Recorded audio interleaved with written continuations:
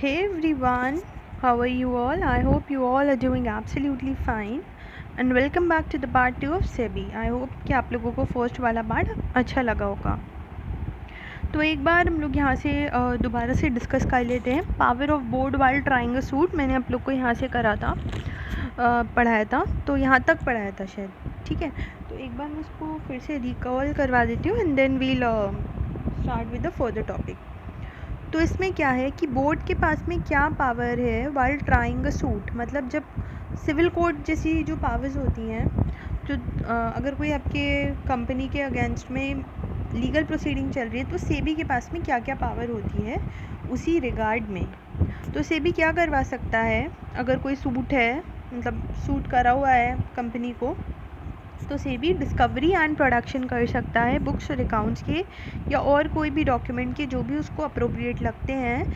जिस जगह से उसको चाहिए उस जगह से वो मंगवा सकता है, जिस टाइम पे उसको चाहिए उस टाइम पे मंगवा सकता है। Okay, so this is basically related to your production of books of accounts.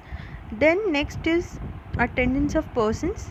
जो भी इंसान चाहिए सेबी को, वो इंसान के लिए क्या कर सकता है, ऑर्डर कर सकता है कि इसको आप लेकर आओ, ठीक है।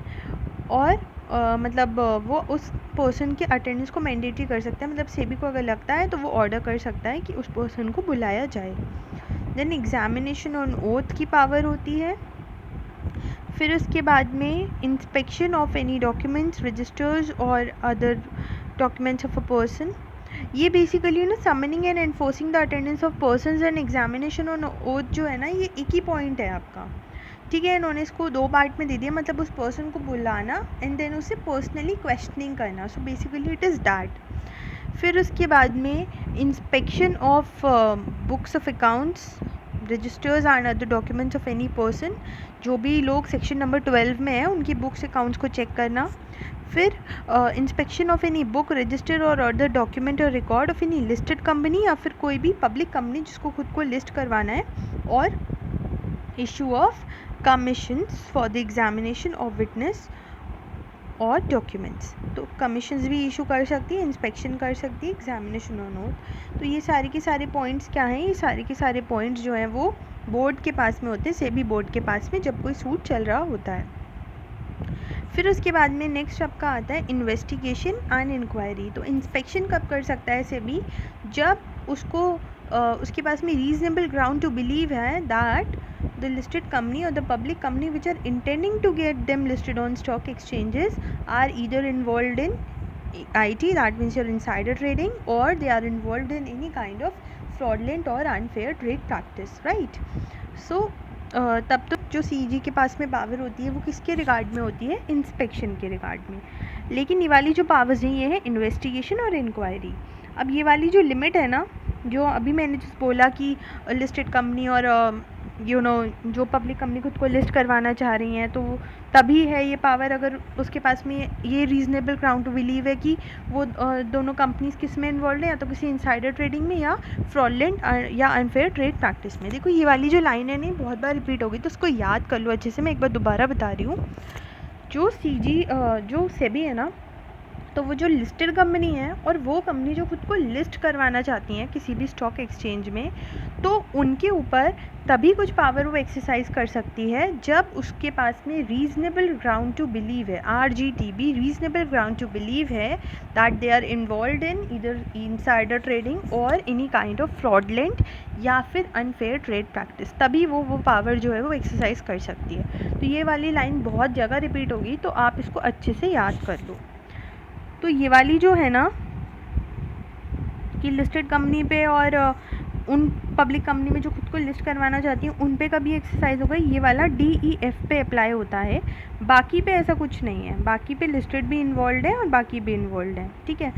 तो जो बोर्ड है by order for reasons to be recorded in writing in the interest of investors और सिक्योरिटीज़ मार्केट, मतलब अगर उसको ऐसा लगता है कि इन्वेस्टर्स के इंटरेस्ट में ये ज़रूरी है तो वो इन्वेस्टिगेशन या इंक्वायरी निकलवा सकती है सेबी, और उसके पास में ये सारी की सारी पावर्स हैं। वो सस्पेंड कर सकती है ट्रेडिंग किसी भी रिकॉग्नाइज्ड स्टॉक एक्सचेंज का, वो कुछ लोगों को क्या कर सकती है, रिस्ट्रेन कर सकती है कि आप लोग एक्सेस नहीं करोगे सिक्योरिटी मार्केट को, या इस ड्यूरेशन में, जिस ड्यूरेशन में इंस्पेक्शन चल रहा है, इन्वेस्टिगेशन चल रही है, इंक्वायरी चल रही है, उस ड्यूरेशन में कोई बाय सेल या डील नहीं होगी सिक्योरिटीज़ की।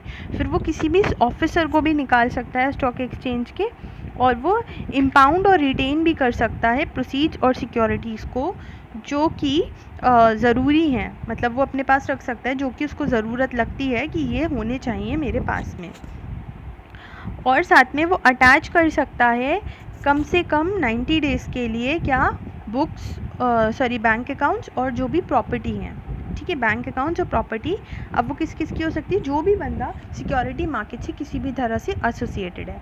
अगर उसको 90 डेज से ज़्यादा रखना है, मतलब अगर उसको तब तक रखना है वो अपने पास में जब तक कि वो उसकी इन्वेस्टिगेशन और इंक्वायरी चलेगी सेबी की, तो सेबी क्या कर सकता है, स्पेशल कोर्ट से इस रिगार्ड में परमिशन ले सकता है। और फिर वो परमिशन लेने के बाद में अगर स्पेशल कोर्ट उसको अलाउ कर देगा तो वो फिर अपने पास में जो भी बैंक अकाउंट्स और प्रॉपर्टी है वो रख सकता है, अटैच कर सकता है, ठीक है ना। और वो क्या कर देगा, वो डायरेक्ट भी कर सकता है किसी इंटरमीडियरी को या फिर किसी भी पर्सन को कि वो क्या करे, वो उस टाइम पे सिक्योरिटी मार्केट में जब चल रही है ये इन्वेस्टिगेशन या इंक्वायरी, तो कुछ भी डिस्पोज ना करे किसी भी एसेट को, ठीक है। तो आप कहोगे कि सेबी तो लिस्टेड कंपनी पे ही अप्लाई होता है, तो हाँ, ये लिस्टेड कंपनी पे ही अप्लाई होता है, लेकिन जैसे कि मैंने अभी बोला कि सेबी बोर्ड के पास में भी जो पावर्स होती हैं वो हर टाइम एक्सरसाइज नहीं कर सकता। कहीं कहीं पे ये रिस्ट्रिक्शन है कि आप ये पावर तभी एक्सरसाइज कर सकते हो if you have a reasonable ground to believe. ऐसा नहीं कि किसी ने बोला और फटाफट आपसे कर दोगे, नहीं। If you have a proper reason to believe, reasonable ground to believe कि जो लिस्टेड कंपनी है या कोई भी ऐसी कंपनी है जो खुद को लिस्ट करवाना चाह रही है, अगर वो किसी तरह की इनसाइडर ट्रेडिंग में या फिर फ्रॉड में इन्वॉल्व है, आप तभी क्या कर सकते हो, वो स्पेसिफिक पावर एक्सरसाइज कर सकते हो। तो जो क्लॉज नंबर ए से डी तक है, फर्स्ट 4 जो पॉइंट्स हैं, वो तो सेबी क्या कर सकती है, जब उसको ऐसा लगता है कि पब्लिक इंटरेस्ट में ज़रूरी है तो इन चारों की चारों पावर्स को वो एक्सरसाइज कर सकते हैं। मतलब वो सस्पेंड कर सकती है ऑफिसर को, सस्पेंड कर सकती है सिक्योरिटी को, रिस्ट्रेन कर सकती है और इम्पाउंड कर सकती है और रिटेन कर सकती है प्रोसीड्स और सिक्योरिटीज़ को। लेकिन अगर उसको अटैच करना है बैंक अकाउंट्स को या प्रॉपर्टी को, अगर उसको अगर उसको क्या करना है, इंटरमीडियरी को डायरेक्ट करना है, हाँ, फर्स्ट 3 पॉइंट्स पे जो है वो ये एप्लीकेबल है, और जो लास्ट के 3 पॉइंट्स हैं उसके लिए ये वाले पॉइंट्स हैं। मैं इसको रिपीट कर दे रही हूँ, मैंने यहाँ गलत बोल दिया। जो फर्स्ट 3 नहीं, फर्स्ट 4 नहीं, फर्स्ट 3 पॉइंट्स जो हैं, ठीक है ना, मैं इसको दोबारा बोल रही हूँ, सॉरी, ये थोड़ा सा गलत हो गया।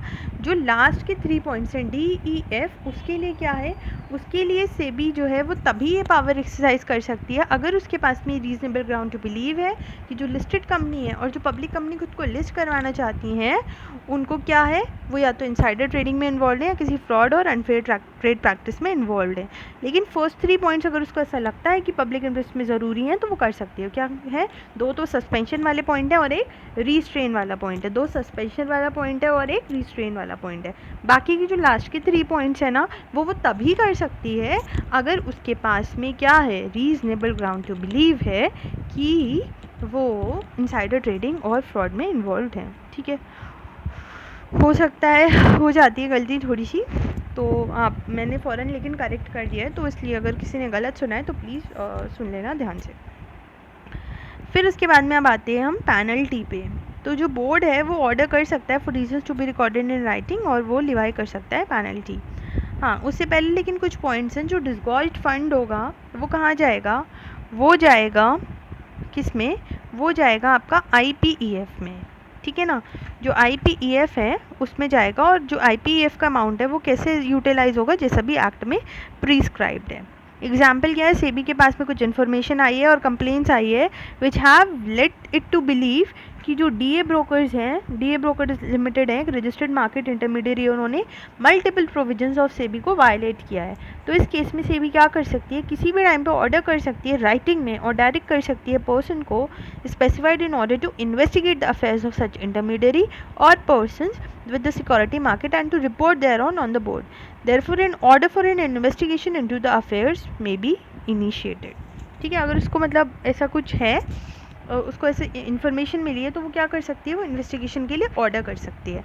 लेकिन वो जो 3 पॉइंट्स थे, impound and retain, direct intermediary, not to dispose और एलिनेट वाला, और अटैचमेंट वाला 90 डेज़ के लिए वो अटैचमेंट कर सकती है बैंक अकाउंट्स को प्रॉपर्टी का, वो तभी अप्लाई होंगे अगर उसके पास में proper reasonable ground to believe है कि इनसाइडर ट्रेडिंग या फ्रॉड में इन्वॉल्व हुआ है।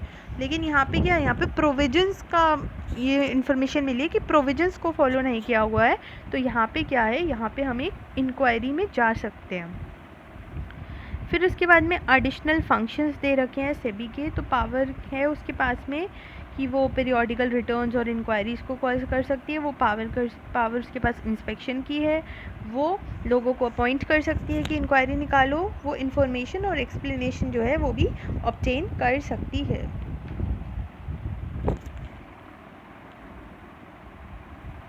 जो सेबी है will be bound the concern person to produce documents, मतलब सेबी जो है सेबी को लोगों को जो डॉक्यूमेंट्स है, जिन भी लोगों से उसको चाहिए उनको वो प्रोड्यूस करके देने चाहिए। सेबी के पास में और भी बहुत सारी पावर्स हैं, approve bylaws, then make amend bylaws, then licence the deal in security, public issue and power to delegate. तो ये एडिशनल पावर्स जो हैं एक बार आप सेल्फ रीड कर लेना, क्योंकि ये उसमें से भी आप लिख सकते हो। अगर अलग से जैसे क्वेश्चंस आते हैं तो पावर तो आपको पता ही लग गई कि इंक्वायरी की होती है, इन्वेस्टिगेशन की होती है, रजिस्टर्ड सर्टिफिकेट इशू करने की होती है। तो ये जो है ये इतना ज़्यादा कोई कॉम्प्लिकेटेड नहीं है। फिर उसके बाद में नेक्स्ट टॉपिक है बोर्ड टू रेगुलेट और प्रोहिबिट इशू ऑफ प्रोस्पेक्टस और ऑफर डॉक्यूमेंट और advertisement soliciting money for issue of security. तो इन्वेस्टर्स की प्रोटेक्शन के लिए क्या है ना, सेबी क्या कर सकता है, कभी कभी रेगुलेट कर सकता है मैटर्स जो कि रिलेटेड है इशू ऑफ कैपिटल के, सिक्योरिटी के ट्रांसफ़र करने के, या कोई भी और मैटर। और साथ में वो प्रोहिबिट और रिस्ट्रिक्ट भी कर सकता है किसी कंपनी को कि आप ऑफर डॉक्यूमेंट इशू नहीं करोगे, आप प्रोस्पेक्टस इशू नहीं करोगे, या फिर आप एडवर्टाइज़ नहीं करोगे मनी को, मतलब आप एडवर्टाइज़ नहीं करोगे जिससे कि सिक्योरिटीज़ का इशू हो। तो ये जो है ये सेबी के पास में कुछ पावर्स हैं, अगर उसको ऐसा लगता है तो वो ऐसा कर सकता है।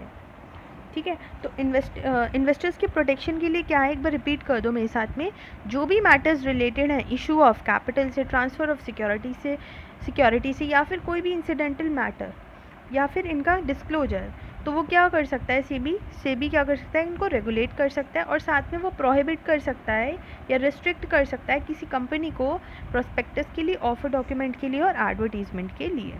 फिर उसके बाद में आता है collective investment scheme. Collective investment scheme क्या होता है, कलेक्टिव इन्वेस्टमेंट स्कीम के लिए आपको 5 कंडीशन जो है वो 5 कंडीशन जो है वो सेटिस्फाई करनी होंगी।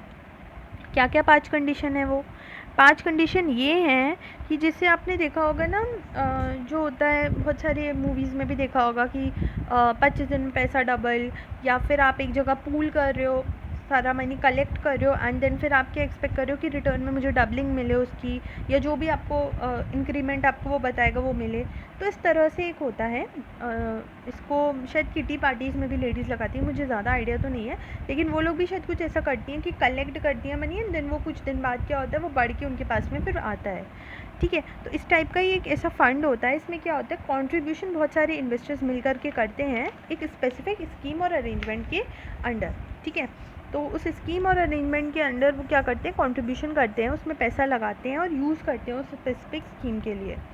फिर उसके बाद में क्या होता है, जो कंट्रीब्यूशंस हैं या पेमेंट्स हैं to such scheme and arrangement by the investors, उससे उनको क्या मिलता है, या तो प्रॉफिट मिलता है, या इनकम मिलती है, या प्रोड्यूस मिलती है, या प्रॉपर्टी मिलती है। ठीक है, अब हम इसको जैसे सेबी से अगर रिलेट करें तो सेबी में यही होता है कि उस पूलिंग एंड यूटिलाइजिंग के बदले क्या होता है, उसमें इनकम जनरेशन होता है, वो चाहे प्रॉफिट कह लो, उसको इनकम कह लो, प्रोड्यूस कह लो, या प्रॉपर्टी कह लो, इमूवेबल या इमूवेबल। ठीक है, तो ये वाला जो प्रॉपर्टी और कंट्रीब्यूशन और इन्वेस्टमेंट होता है, ये जितने लोग इन्वेस्ट करते हैं उनके बिहाफ पे कौन करता है, कोई मैनेज करता है। इन्वेस्टर्स के पास में इसका डे टू डे कंट्रोल नहीं होता, जो ये स्कीम और अरेंजमेंट निकालता है ना वो मैनेज करता है उसको। ठीक है, तो जो भी मतलब ये 4 कंडीशंस हैं, ये अगर सेटिस्फाई होती हैं तो उसको हम कलेक्टिव इन्वेस्टमेंट स्कीम भी कहते हैं। जो मैं आपको बोल रही थी 5 पॉइंट है, तो 5 पॉइंट में आप ये लिख सकते हो अदर कंडीशंस एज में भी स्पेसिफाइड, क्योंकि कभी कभी होता है प्रोविजन में भी ऐसा होता है। तो वो वाली जो होते हैं ना, may be offered satisfying the conditions as may be specified, देखो ये है ना एज में बी स्पेसिफाइड वाला पॉइंट। तो ये 5 पॉइंट जो है ना, अगर ये वाले 5 पॉइंट आपके हो रहे हैं क्या, स्कीम एंड अरेंजमेंट के लिए पूल एंड यूटिलाइज हुए हैं, फिर प्रॉफिट एंड इनकम या प्रोड्यूस जनरेट हो रही है, इन्वेस्टर्स के बिहाफ पे मैनेज कर रहे हैं, देन जो इन्वेस्टर्स हैं उनके पास में कंट्रोल नहीं है डे टू डे अफेयर्स का, और सेटिस्फाई कर रही है वो अदर कंडीशंस को हम क्या बोलते हैं, कलेक्टिव इन्वेस्टमेंट स्कीम बोलते हैं। अब ये जो आपकी बाकी की हो गई ना स्कीम एंड अरेंजमेंट्स, जो ऑलरेडी इन सब में कवर्ड है, cooperative society, NBFC, contract of insurance, contribution जो सब्सक्रिप्शन के नेचर में हुआ है, चिट बिजनेस, तो इनके लिए तो अलग लॉ में ये है ही, तो इसलिए इसको हम नहीं बोलेंगे सीआईएस। इनके अलावा जो होंगे ना फंड्स, उसको हम क्या बोलेंगे, कलेक्टिव इन्वेस्टमेंट स्कीम हम बोलेंगे उसको, ठीक है ना। एक पॉइंट जो है वो इसमें मिसिंग है या शायद आगे है, बट मैं आपको बता देती हूँ। वो पॉइंट ये है कि डीम्ड सीआईएस क्या होता है। डीम्ड सीआईएस वो सीआईएस होता है कि अगर कोई भी स्कीम और अरेंजमेंट में जो कि रजिस्टर्ड नहीं है बोर्ड के पास में, और वो कवर्ड भी नहीं है इनमें से किसी में, ठीक है, ना तो रजिस्टर्ड है ना कवर्ड है इनमें से, लेकिन उसका कॉर्पस फंड क्या है, 100 करोड़ या उससे ज़्यादा है, तो उसको फिर हम कलेक्टिव इन्वेस्टमेंट स्कीम मानेंगे। मतलब ऊपर किसी में कवर्ड नहीं है, ना ही वो रजिस्टर्ड है, लेकिन वो हम पूलिंग और यूटिलाइजेशन कर रहे हैं for the purpose of scheme and arrangement, तो फिर हम उसको क्या मान लेते हैं, डीम्ड सीआईएस होता है वो।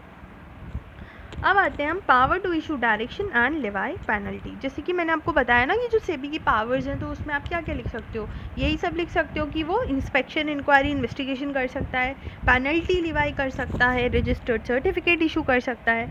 तो वही उसके बारे में बात हो रही है सेक्शन नंबर 11B में, कि सेबी के पास में क्या है, पावर है कि वो पेनल्टी लगा सकता है। अब क्या हुआ, उसने इंक्वायरी करी, ठीक है, अब उसने इंक्वायरी करी तो उसको ऐसा लगा कि ये तो गलत निकले, तो वो क्या करेगा, उनको सज़ा देगा। सज़ा देने के लिए क्या लगाएगा, वो पेनल्टी लगाएगा। तो in the interest of investors, एक orderly development of security market, or to prevent the affairs of any intermediary or other persons, जो सेक्शन नंबर 12 में है, या फिर टू सिक्योर प्रॉपर मैनेजमेंट, मतलब जिससे इंटरेस्ट ऑफ इन्वेस्टर्स में ऑर्डरली डेवलपमेंट हो, अफेयर्स जो इंटरमीडिएरी और पर्सन के वो प्रिवेंट हो जाए, और प्रॉपर मैनेजमेंट सिक्योर हो जाए। सेबी क्या कर सकता है, सेबी बोर्ड वो उन लोगों को या उन क्लास ऑफ पर्सन्स को जो कि सेक्शन नंबर 12 में, या जो लोग बेसिकली सिक्योरिटी मार्केट से एसोसिएटेड हैं, उनको उनके ऊपर क्या लगा सकता है, वो पेनल्टी लगा सकता है। अब ये बहुत सारी पेनल्टीज़ है, हम लोग अभी आगे पढ़ेंगे, ठीक है। तो power to issue direction includes power to under this section always be deemed to have included the power to direct any person who has made profit or averted loss by indulging any transaction or activity to disgorge an amount equivalent to the wrongful gain made or loss averted by such contribution। इसका सीधा सीधा मतलब ये है कि जैसे inquiry हुई कि इसने मतलब ये गलत इसका यूज़ करके, और क्या करा है, इसने गलत यूज़ करके ये प्रॉफिट कमाया है, तो जो भी प्रॉफिट वो बंदा कमाएगा, एक तो उसको पेनल्टी लगेगी, पेनल्टी के साथ में उसको जो भी उसने गेन किया है उसकी इक्विवेलेंट अमाउंट कहाँ ट्रांसफ़र करना होगा, उसकी इक्विवेलेंट अमाउंट उसको रॉन्गफुल गेन के क्या करना होगा, ट्रांसफ़र करना होगा टू मतलब एज डिस्गॉर्ज फंड। तो वो डिस्गॉर्ज फंड फिर कहाँ चला जाएगा, आईपीएफ में चला जाएगा, ठीक है। तो कॉन्ट्रवेशन के अगेंस्ट में जो भी आपने कमाई करी है वो सब आपको वापस करनी होगी। उसके बाद में इन्वेस्टिगेशन, मतलब एक तरह से सोचो उसका कितना बुरा हाल हो रहा है, एक तो उसके ऊपर पेनल्टी लग जा रही है, ऊपर से जो उसको गेन हुआ बेचारे को वो भी नहीं मिलेगा, मतलब बेचारा नहीं, तुमने क्यों गलत किया है ना, कॉन्ट्रवेशन करोगे तो of course you will get punished. तो ये पनिशमेंट बिल्कुल ठीक बनाई है, and it is for the orderly development and for the good faith of the investors. फिर उसके बाद में इन्वेस्टिगेशन की बात हो रही है। अब अभी तक हम लोगों ने पढ़ा था कि जब इन्वेस्टिगेशन होगी, जब इंक्वायरी होगी, तब सेबी के पास में क्या क्या पावर होंगी। अब इन्वेस्टिगेशन के लिए ग्राउंड्स क्या होने चाहिए, तो जब भी सेबी के पास में रीजनेबल ग्राउंड टू बिलीव है कि ट्रांजेक्शन्स जो हो रहे हैं वो इस तरह से हो रहे हैं कि वो पब्लिक इंटरेस्ट में डेट्रीमेंटल हैं, या फिर जो इंटरमीडिएरी है उसने वायलेशन करी है, तो वो क्या कर सकते हैं, जैसे ऊपर वाली केस स्टडी में था, तो वो क्या कर सकता है, वो डायरेक्ट कर सकता है कि हम इन्वेस्टिगेशन करेंगे, ठीक है। Now furnishing of relevant documents to the investigating authority. अब क्या हो गया, अब इन्वेस्टिगेशन चालू हो गई। अब क्या होगा, जो लोग भी कौन है, इंटरमीडियरी हैं या person associated with security market हैं, जैसे आपके मैनेजर, एमडी, ऑफिसर या कोई भी एम्प्लॉय या इंटरमीडियरी, ये सारी की सारी चीज़ें सेक्शन नंबर 12 में दे रखी हैं। या जो भी लोग सिक्योरिटी मार्केट में एसोसिएटेड हैं, उससे एसोसिएटेड हैं, उनको क्या करना होगा, उनको प्रिजर्व करना होगा, प्रोड्यूस करना होगा। इन्वेस्टिगेशन अथॉरिटी जो जो मांगेगी उनको सब देना होगा, books, registered, other documents. Period of custody क्या है, जो इन्वेस्टिगेटिंग अथॉरिटी है, मतलब जो इन्वेस्टिगेशन करने आएगी, वो क्या कर सकती है, वो 6 महीने के लिए अपने पास वो सब रख सकती है जो जो उसने मांगा है। हाँ, हालांकि फिर वो वापस कर देगी और उसको दोबारा नीड लगेगी तो दोबारा मंगा लेगी। फिर उसके बाद में एग्जामिनेशन ऑफ ओथ का क्या मतलब है। एग्जामिनेशन ऑफ ओथ का मतलब है कि वो पर्सनली बात कर सकती है। इन्वेस्टिगेटिंग अथॉरिटी जो लोग हैं, इंटरमीडियरी हैं, जो लोग एसोसिएटेड हैं सिक्योरिटी मार्केट के साथ में, उन लोगों से क्या कर सकती है, वो पर्सनली बात कर सकती है। क्योंकि आप देखोगे, आप जब किसी से फेस टू फेस बात करते हो या उससे इंक्वायरी निकालते हो, तो अगर वो इंसान गलत होता है ना कहीं वो पकड़ में आ जाता है। या फिर इन्वेस्टिगेटिंग अथॉरिटी के पास में और भी बहुत सारे स्मार्ट तरीके होते हैं जिससे वो उन लोगों से काफ़ी कुछ पता लगा सकता है। तो वही चीज़ है। अब क्या हुआ, फेलियर अगर करा, इन्होंने बुक्स नहीं दी, जो जो मांगा था वो नहीं दिया, इन्होंने इन्फॉर्मेशन नहीं दी, या ये आए नहीं उसके सामने, या फिर इन्होंने नोट्स ऑफ एग्जामिनेशन होते हैं वो भी राइटिंग में हम लेते हैं कि ये आपने बोला है और उस पर साइन करके दे दो कि ये आपने बोला है। तो अगर उन्होंने साइन नहीं करे किसी स्पेसिफिक नोट में, तो फिर अगेन उनकी शामत आ जाएगी। उनको एक तो जेल हो जाएगी 1 साल के लिए, 1 साल तक के लिए हो सकती है जेल, साथ में या फिर उसके अलावा क्या हो सकता है, मतलब या तो जेल या तो फाइन या फिर दोनों। फ़ाइन कितना हो सकता है उनको, 1 करोड़ रुपए तक का, या फिर अगर उन्होंने नहीं दिया ना वो भी, तो 5 लाख पर डे की पेनल्टी भी उन पर इम्पोज हो सकती है। जब तक कि आप नहीं देने को मानोगे, आप पे ये पेनल्टी लगती रहेगी। तो ये यहाँ तक जो है, यहाँ तक आपका नोट्स ऑफ एग्जामिनेशन तक हो गया।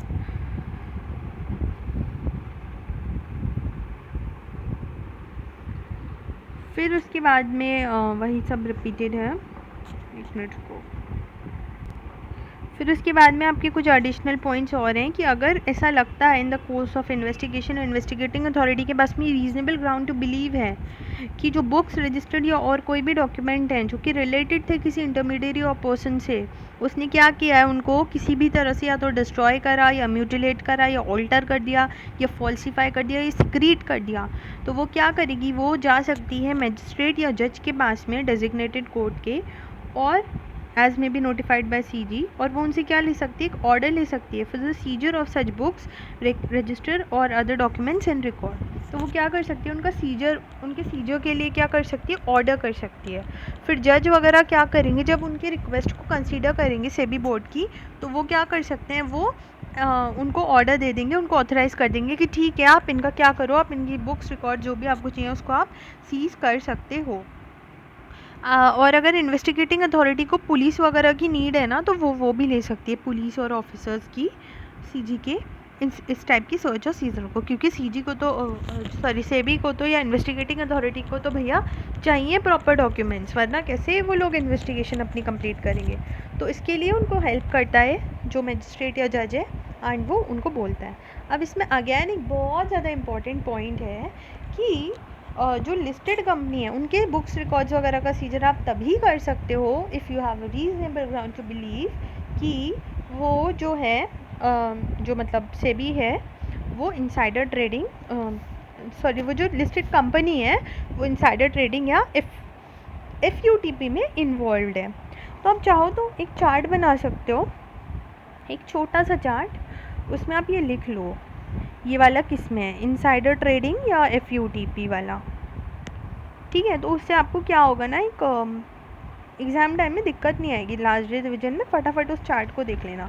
देखो फर्स्ट तो था इंस्पेक्शन वाला case, inspect books of accounts. तो लिस्टेड कंपनी है, जो कंपनी खुद को लिस्ट कराना चाहती है, उनका इंस्पेक्शन की पावर तभी है सेबी के पास में अगर उसके पास में ये रीजनेबल ग्राउंड टू बिलीव है कि वो IT या फिर FUTP में इन्वॉल्व है। फिर उसके बाद में DEF कौन से वाले का था, clause DEF of investigation and inquiry. उसके अलावा जो सीज़र वाला पॉइंट है वो है कि बुक्स ऑफ अकाउंट्स को आप तभी सीज़ करवा सकते हो मैजिस्ट्रेट से परमिशन लेकर, अगर आपके पास में आई गेस आपको समझ आ गया आईटी और एफयूटीपी है या मतलब आपके पास आरजीटीबी है कि आईटी और एफयूटीपी है या नहीं है। ठीक है, ये देख लो, जिसको अगर नहीं समझ आ रहा हो ये देख लो, एक बार पढ़ लो इसको। अच्छा, ये जो इम्पाउंडेड डॉक्यूमेंट्स हैं इनकी कस्टडी कब तक रख सकती है इन्वेस्टिगेटिंग अथॉरिटी? जब तक कि इन्वेस्टिगेशन कंप्लीट नहीं हो जाती है। तो बस यही दे रखा है इसमें। चलो मैं आपको 11D भी बता देती हूँ, सीज एंड डिसिस्ट प्रोसीडिंग्स। अगर सीबी को ऐसा लगता है इंक्वायरी के बाद में कि जो पर्सन है उसने वायलेट किया है, उसका ऐसा इंटेंशन था कि वो प्रोविज़न को वायलेट कर दे, तो वो क्या कर सकता है, वो एक ऑर्डर कर सकता है जिससे वो क्या कर सकता है, उसको सीज़ कर सकता है या रोक सकता है कि आप ऐसा वायलेशन ना करो। मतलब अगर उसने कर लिया तो ऑफकोर्स कोई उसका फिर इलाज ही नहीं है, पेनल्टी, और उसको वही दे सकते हो आप, सज़ा। लेकिन अगर आपको ऐसा लगता है कि वो लाइकली टू वायलेट है, मतलब सर्कमस्टांसिस से आपको ऐसा लग रहा है कि वो ऐसा कर सकता है, तो फिर आप क्या कर सकते हो, आप एक ऑर्डर पास कर सकते हो टू कि मतलब आप ऐसा नहीं करो। तभी फिर उसके बाद में अगेन इसमें जो लिस्टेड कंपनी और पब्लिक कंपनी के लिए, तो उस चार्ट में फिर से आप जोड़ लो एक चीज़, cease and desist proceedings. Cease and desist proceedings वाला भी यही है कि ये जो बोर्ड है ये ऑर्डर उनके लिए तब तक पास नहीं कर सकता अगर उसके पास में क्या नहीं है, रीजनेबल ग्राउंड टू बिलीव नहीं है, जब तक कि वो इनसाइडर ट्रेडिंग या मार्केट मैनिपुलेशन में इन्वॉल्व है। तो अभी तक 4 चीज़ें हो गई, मतलब 4 जो एलिमेंट्स हैं उस पर तब तक की पावर एक्सरसाइज नहीं हो सकती जब तक आरजीटीबी नहीं, रीजनेबल ग्राउंड टू बिलीव नहीं है कि जो लिस्टेड कंपनी है, जो कंपनी खुद को लिस्ट करवाना चाहती है, वो किसी भी तरह से इनसाइडर ट्रेडिंग या फ्रॉड और अनफेयर ट्रेड प्रैक्टिस में इन्वॉल्व है या नहीं। अगर है तभी आप कर सकते हो, नहीं है तो नहीं कर सकते। क्या क्या 4 चीज़ें? Inspection of books of accounts, investigation वाले का DEF क्लॉज, DEF में क्या था, इम्पाउंड एंड रिटेन, अटैचमेंट, और एक और पॉइंट था, कौन सा था वो, इंटरमीडियरी को आप डायरेक्ट नहीं कर सकते कि अपने एसेट को बेचो। फिर सीज़र वाला पॉइंट था, और एक सीज एंड डिसिस्ट है। एंड ये जो मेरी क्लास है ये रिवीजन क्लास है, तो आई होप कि आप लोग मुझसे ये एक्सपेक्ट नहीं कर रहे हो कि मैं आपको लाइन टू लाइन पूरा पढ़ाऊँ या समझाऊँ। जिसने इसको समझा हुआ है उसी को ही ये ज़्यादा अच्छे से समझेगा। सो इट्स बेटर कि आप लोग एक बार इसको समझ लो, मतलब रीड तो खुद से करके आओ ही, तभी आप ये वीडियो पे आओ, वरना इसे आपको कैसे समझेगा। चलो, अब बार डिस्कशन हो रहा था सेक्शन 12 में जो लोग हैं सेक्शन 12 में है कौन? तो सेक्शन 12 में पहले तो उन लोगों की बात हो रही है जो ऑथराइज्ड टू बाय, सेल और डील इन सिक्योरिटीज़। तो जैसे आपका stock broker, sub transfer agent, trustee of trust deed, banker to main issue, merchant banker, portfolio manager, investment adviser, जो लोग एसोसिएटेड हैं बाय, सेल और डील करने के लिए। उसके बाद में नोटिफिकेशन के तहत बोर्ड में बाय नोटिफिकेशन कुछ और लोगों को स्पेसिफिकेशन मिली हुई है, जैसे depository, participant, custodian, foreign institutional investor, credit rating attention agency और अदर इंटरमीडियरी। तो इनके पास में भी ये मतलब बाय सेल कर सकते हैं। और पर्सन हु शैल स्पॉन्सर और कॉस्ट टू बी स्पॉन्सर्ड और कैरी और cause to be carried on any venture capital fund, जो वेंचर कैपिटल फंड वगैरह कैरी करते हैं। फिर जो भी आपके कलेक्टिव इन्वेस्टमेंट स्कीम्स वाले हैं, अल्टरनेटिव इन्वेस्टमेंट फंड वाले हैं, बिजनेस ट्रस्ट हैं, उनको क्या करना होगा, इन सारे के सारे लोगों को एक लेना होगा सर्टिफिकेट ऑफ रजिस्ट्रेशन। जैसे ICI में आप रजिस्टर करवाते हो, आपको CRO नंबर मिलता है, बिना CRO नंबर के आप कह सकते हो कि आप CA स्टूडेंट हो? नहीं, मानेगा ही नहीं कोई, कहेंगे CRO नंबर दिखाओ। इसी तरह से जब CA बन जाओगे तो आपके मेंबरशिप नंबर के बिना कोई नहीं मानेगा कि आप CA हो। तो ये चीज़ें होती हैं, एक आइडेंटिटी होती हैं। तो वो जो है वो उसको लेना होगा। और सस्पेंशन और कैंसिलेशन के लिए क्या दे रखा है, बोर्ड में बाय ऑर्डर सस्पेंड और cancel a certificate of registration in such manner as may be prescribed provided no order under the subsection shall be made unless उस पर्सन को रीजनेबल अपॉर्चुनिटी नहीं दी जाती अपनी बात कहने की। मतलब अगर कुछ भी ऐसा नेगेटिव सर्कमस्टांस आता है जिसकी वजह से रजिस्ट्रेशन कैंसिल करना पड़ता है, तो तभी सस्पेंड या कैंसिल करोगे जब उसको एक बार एक अपॉर्चुनिटी दोगे टू हियर हिम, ओके, तो reasonable opportunity to be heard. फिर उसके बाद में prohibition of manipulative and deceptive devices under insider trading and substantial acquisition के बारे में दे रखा है। तो इसमें यही है कि जो कोई भी पर्सन है वो क्या नहीं कर सकता, use or employ in connection with the issue of purchase of security listed or to be listed any manipulative or deceptive device, मतलब वो कोई भी manipulative or deceptive device use नहीं करेगा, और वो क्या नहीं करेगा, contrivance in contravention of the provisions of this act, या फिर वो कोई भी डायरेक्टली या इनडायरेक्टली किसी भी ऐसी डिवाइस को एम्प्लॉय, स्कीम या आर्टिफाइस नहीं करेगा जो कि डिफ्रॉड करने में कनेक्टेड होगी विद इशू और डीलिंग इन सिक्योरिटी, या फिर वो कोई भी ऐसी प्रैक्टिस में इंगेज नहीं होगा जो कि फ्रॉड की तरह है या इनसाइडर ट्रेडिंग में इन्वॉल्व है, या फिर वो नॉन पब्लिक इन्फॉर्मेशन की पोजीशन की सिक्योरिटीज़ में डील नहीं करेगा, ना ही वो एक्वायर करेगा ऐसी सिक्योरिटीज़ को more than percentage of equity share capital of whose securities are listed or propose to be listed on stock exchange. So basically इसका क्या मतलब है, प्रोहिबिशन लगा दिया है हमने मैनिपुलेटिव या डिसेप्टिव डिवाइसेस को जो कि किसी भी तरह से इनसाइडर ट्रेडिंग और सब्सटेंशियल एक्विजिशन से रिलेटेड है। It is not that important, इसको एक बार आप अच्छे से याद कर लो कि मतलब बेसिकली ये है कि किसी भी तरह से अगर कोई भी प्रोविजन का प्रोहिबिशन या कॉन्ट्रवेंशन हो रहा है एक्ट का, रूल का, तो कोई भी बंदा इस टाइप की किसी भी एक्टिविटी में किसी भी ऐसी डिवाइस को इंस्टॉल नहीं करेगा जो कि इस टाइप की किसी उसमें इन्वॉल्व है, ठीक है। और लिस्टेड कंपनी जहाँ भी आएगा वहाँ इंक्लूड होगा जो भी पब्लिक कंपनी खुद को लिस्ट करवाना चाहती है वो।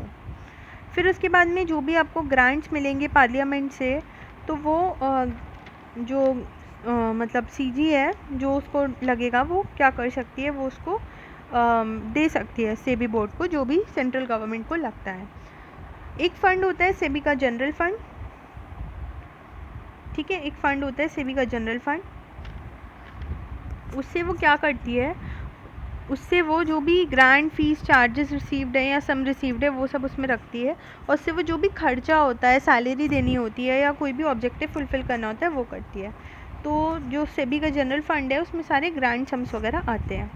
फिर उसके बाद में यही दे रखा है कि बोर्ड को क्या बनाने होते हैं, सेबी बोर्ड को एनुअल फाइनेंशियल स्टेटमेंट्स बनाने होते हैं। और इनका ऑडिट कौन करता है, इनका ऑडिट करता है controller auditor general of India, और जो उसके एक्सपेंसेस है वो कौन उठाएगा ऑडिट के, सेबी बोर्ड, ठीक है। फिर उसके बाद में जो भी सर्टिफाइड अकाउंट्स होते हैं और ऑडिट रिपोर्ट होती है वो सेबी किसके पास लेकर जाता है, सेंट्रल गवर्नमेंट के पास जाता है, और सेंट्रल गवर्नमेंट क्या करती है, इसको दोनों हाउस ऑफ पार्लियामेंट के आगे दिखाती है। तभी इसके बाद में ये जो पेनल्टीज़ एंड एडजुडिकेशन है ना, यहाँ से हम लोग नेक्स्ट क्लास में कंटिन्यू करेंगे। एंड आई होप कि नेक्स्ट क्लास तक आपका ये वाला पोर्शन जो है, जो रिमेनिंग LODR से पहले तक का, वो कंप्लीट हो जाएगा। फिर उसके बाद बस LODR बचेगा and then we will done with this chapter. तो 2 पार्ट्स आर मोर, ठीक है, ऐसे ज़्यादा मुझे नहीं लगता बनने चाहिए। सो वो मैं बहुत जल्दी अपलोड कर दूँगी। Okay, so see you guys in the next video. Thank you. And हाँ, अगर आपको ये पसंद आ रही है, हेल्प मिल रही है, तो मेरी एक तो और वीडियोज़ हैं वो भी देखो और साथ में इनको शेयर भी करो। Okay, so ending this video है and thank you so much.